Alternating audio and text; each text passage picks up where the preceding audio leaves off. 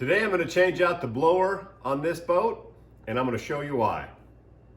Hit the blower switch, and it's making just a terrible noise. You hear that? Not good. So we're going to get it changed out. So what was making all that terrible squealing noise is the blower right here, which is the engine compartment ventilation blower. It's important for safety to run this before you start the boat.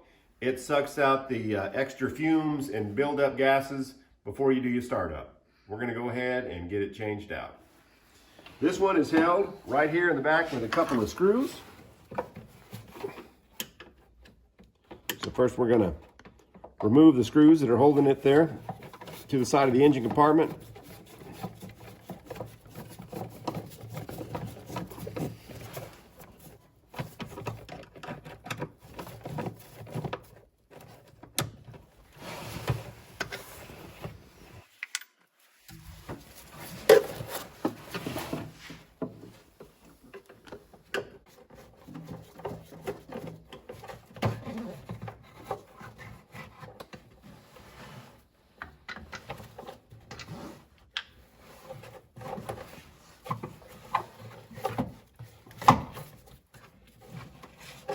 All right.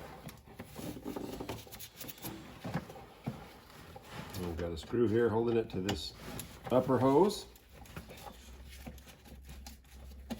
This hose goes to the vent right here that exhausts the fumes out of the engine bay. Go ahead and cut this other hose off. I just put this lower hose on, and I'll also put a link to the description of where I purchased this. This hose is important to have it routed down low enough to suck those fumes out. And I was hoping to get by with this blower, which appears to be original to the boat and would make it 36 years old. But after some use, it did start a terrible squealing noise and stops working intermittently, which is not good.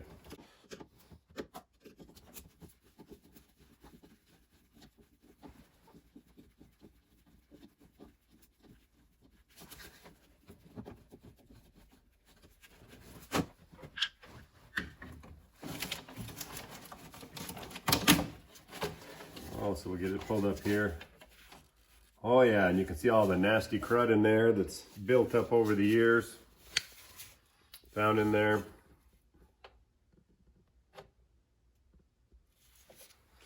All right, we'll get it pulled up to the side. We've got our power and ground wire that's going to it. We'll just set it right here. And I'll open the new package. I picked this up online. It's a C-Flow inline blower.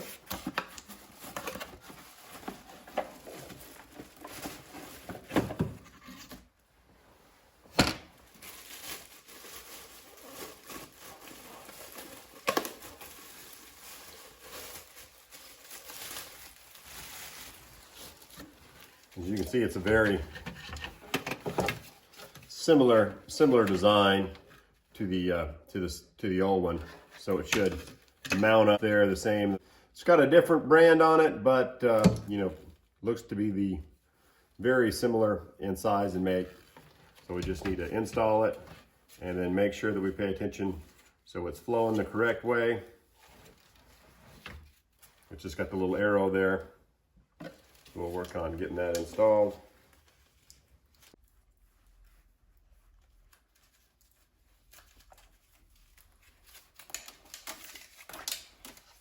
All right, we got our wires marked.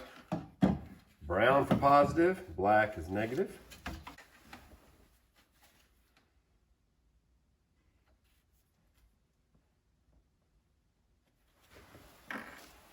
Put them on there. And when we're doing these electrical connectors, we want to get a nice good crimp. Got one down on the positive. And on the negative wire, we'll get it installed on there. And get a good crimp. And when rewiring a project, it's always good to cut one wire at a time. That way it's easy not to get them mixed up. So we'll cut here at the negative and get that one hooked up first. I do that, I like to give the wires a little twist, and that way when you stick them in the connector, they don't try to branch off and get shoved in there on the side. So we'll grab our negative lead. And sometimes it's easy just to hold it there with your wire crimpers so you can get it in position. Shove that wire in there, and you've got that twist, and you can kind of just get her shoved on in there. And again, you want to give a good, nice tight crimp. You want to give the wires a nice solid tug. Make sure that the crimp has worked and it's in there. Now we got that one done. We can move on over to the positive wire. Cut that one. All right, we'll get that one trimmed off, curled out of the way. And now we can get this out of the way. Now that's junk.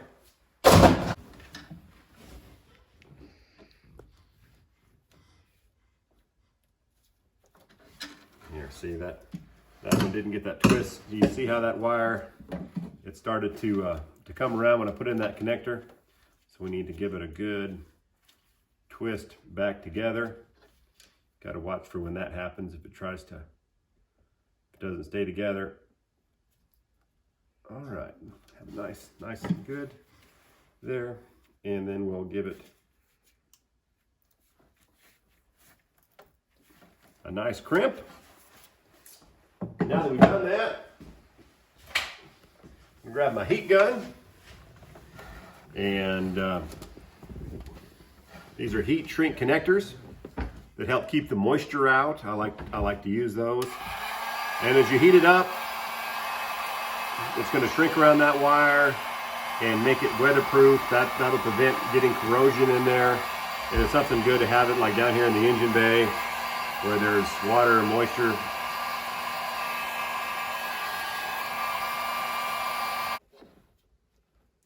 And when you use that heat shrink, you want to look over your connectors. Sometimes they can melt so much or split open and expose some metal, so you want to inspect that. If that happens, then you just want to take some electrical tape and wrap it around the connectors. We're in good shape on those. Already got the new blower wired in, so let me flip the switch and see what we got.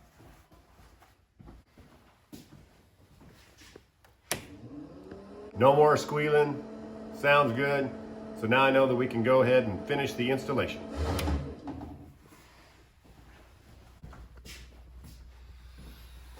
So what we want to do is take note of this arrow. We want this arrow to be pointing up to take the fumes out.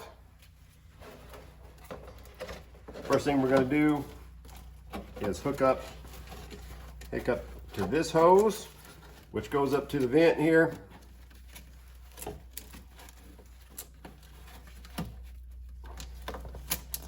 All right, they had it put in with screws, but I'm going to use zip ties.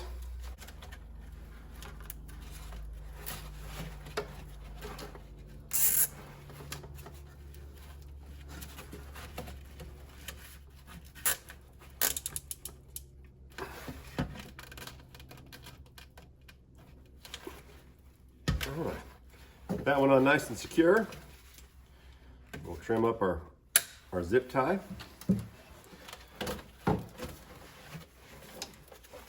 This wire out of the way.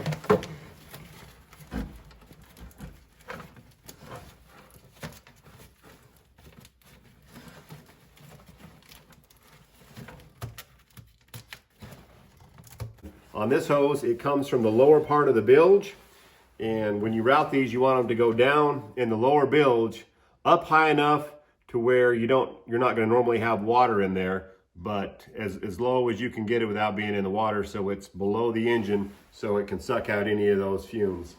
And also on the other side, there's an intake fresh vent that brings in air fresh, and there was actually no hose there. I installed a new hose, and then ran it down, and that'll bring in new air from the intake. So that's the hose that we're hooking up now to the lower part of the bilge. This is a 3-inch diameter hose.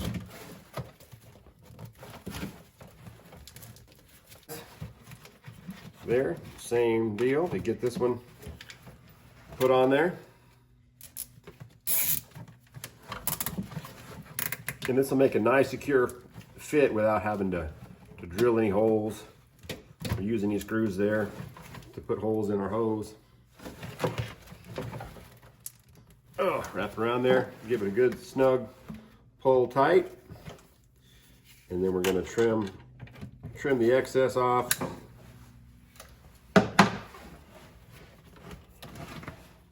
Okay.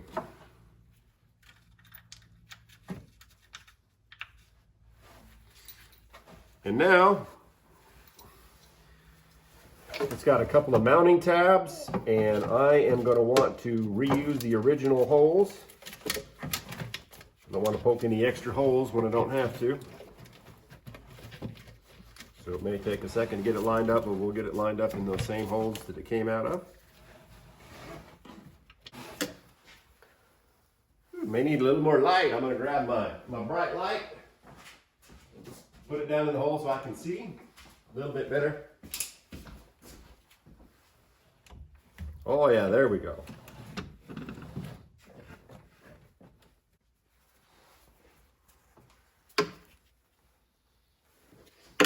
All right, we had to get a screwdriver with a longer tip to get that screw driven in there. Okay, I've got the upper mounting screw installed in the original location. The bracket is a little narrower than the original, so I am going to have to make another new mounting hole, but in this area of the boat it's okay. So I'm just going to put it right next to where the old hole was. I'm going to use my my screw gun here and get that installed. Right, now we've got both mounting screws in location. I took the extra wire there and zip tied it out of the way. I'm going to just trim off the extra. And now that I've got it installed, I'm going to try that blower motor switch again and check the operation.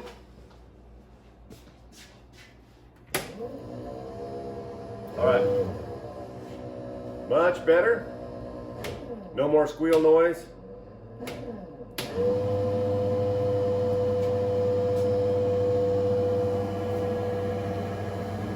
Come here, we see we got a good flow of ventilation. Please like and subscribe, and I've got more videos on the way.